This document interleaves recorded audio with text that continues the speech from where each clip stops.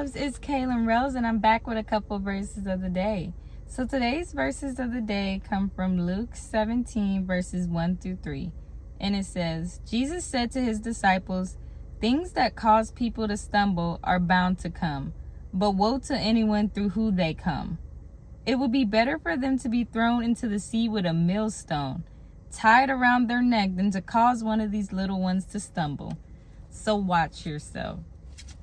So God today is speaking on temptation and people causing you to stumble, or you causing other people to stumble.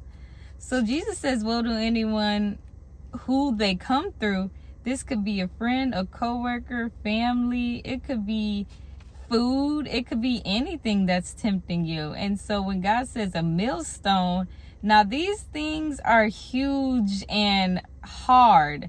They were a heavy weight to grind grain, and it's something that would crush you. So God is saying, if a person is trying to seek you and pursue you to sin, then they basically would be better off drowning themselves with some heavy weights of these stones around their neck. And I'll even put the stones into view to show you a representation of how it is when people come for a child of God. So God is saying, in life you will be tempted, but be careful that it is not you tempting someone to stay on drugs. It's not you tempting someone to go back to that toxic relationship. That is not you tempting someone to overindulge in sex or just cheating. Like, don't encourage people to be doing that, because whatever you're trying to entice someone else to do, you're gonna fall into that same pit.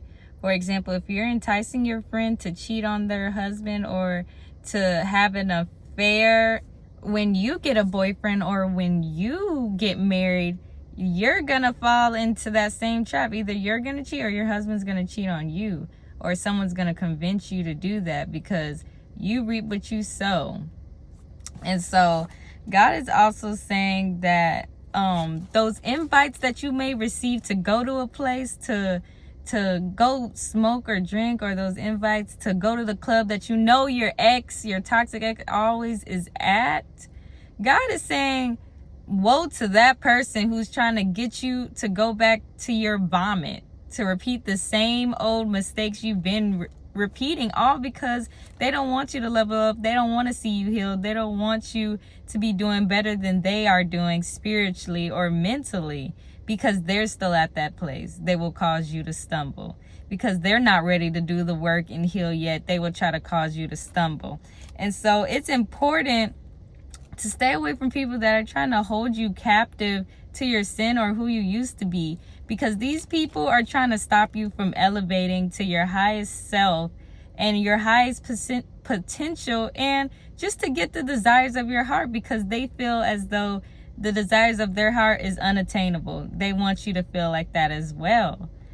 And so they try to keep you down in the dumps with them. It's similar to the book of Esther, when Haman set a trap. He's actually set a pole, but he set a trap, a pit for Mordecai to fall into, and instead he set his own grave.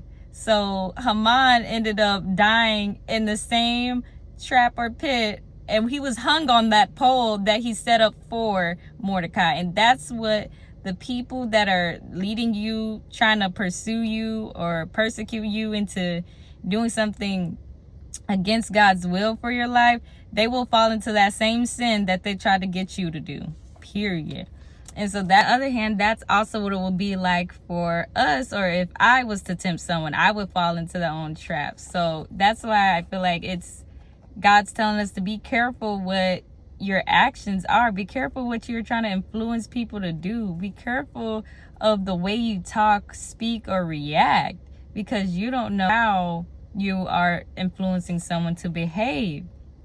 And this scripture is a reminder for us to be careful across all platforms of influence, because you have to be particular in what you do to not mislead someone into thinking that all behavior is acceptable. We have to hold ourselves accountable, and we also got to hold other people accountable. That's what a rebuke is. A rebuke to me is just correcting someone when they're in the wrong. And I learned in life, a lot of people or their parents never corrected them when they were wrong. So that's what creates narcissistic behavior and mental mind games, because people, their parents have actually ingrained into their mind that they can never do any wrong. They really feel like that. So that's why they have to gaslight you into thinking like you're crazy, when all the time their mind is jacked up. Their mind is not normal, because you will be wrong in life and you need to be corrected as this is the way you should go and be instructed. But everybody can't take that because of how they were raised. And so this scripture also relates to the point when Judas betrayed Jesus, because he communed with other Jewish chief priests to commit this wicked and evil scheme. And so God is saying that evil people normally join together with other evil people to commit those kind of acts. So it's a reminder to be careful who you hang with and who you call your friends.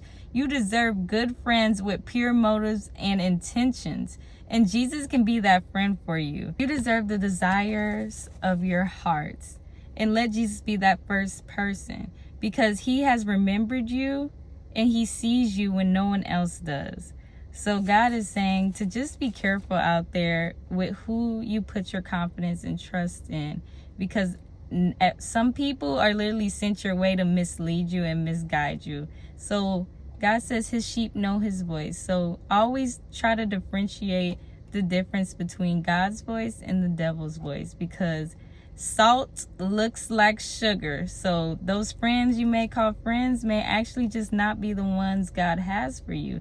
They may be the same ones trying to keep you in bondage and captive into the things you're trying to let go of. They may be the same ones in bondage and captive to their own sins, so they want to keep you there as well. So I love you guys, and I hope you guys have a blessed night.